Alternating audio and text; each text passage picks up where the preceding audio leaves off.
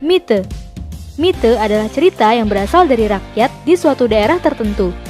Berbeda biasanya menceritakan tentang tokoh-tokoh gaib, misalnya dewa, peri, atau bahkan hantu.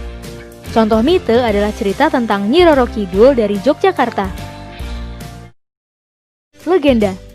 Legenda adalah cerita yang mengisahkan tentang asal-usul terbentuknya suatu tempat. Cerita ini biasanya berasal dari rakyat zaman dulu di daerah tertentu dan dianggap benar-benar terjadi. Kemudian legenda itu akan diceritakan kembali secara turun-temurun. Contoh legenda adalah asal-usul terjadinya Gunung Tangkuban Perahu. Fabel.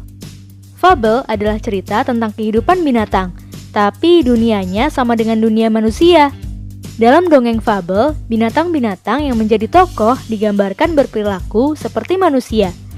Misalnya berbicara, berpikir, sekolah, bekerja, dan melakukan aktivitas lainnya.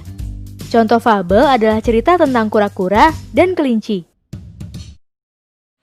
Hikayat Adalah kisah yang menceritakan kehebatan seseorang sampai disebut sebagai pahlawan. Sama seperti dongeng lainnya juga menyebar dari mulut ke mulut dan diturunkan dari nenek moyang. Maka itu ceritanya bisa sedikit berubah. Contohnya kisah tentang Jaka Tingkir yang hebat melawan para penjahat. Parabel.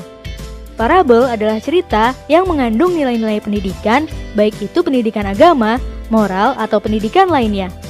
Nilai-nilai pendidikan yang ada dalam parabel biasanya disampaikan secara tersirat atau tidak langsung. Contoh parabel adalah kisah Malin Kundang yang dikutuk jadi batu karena durhaka.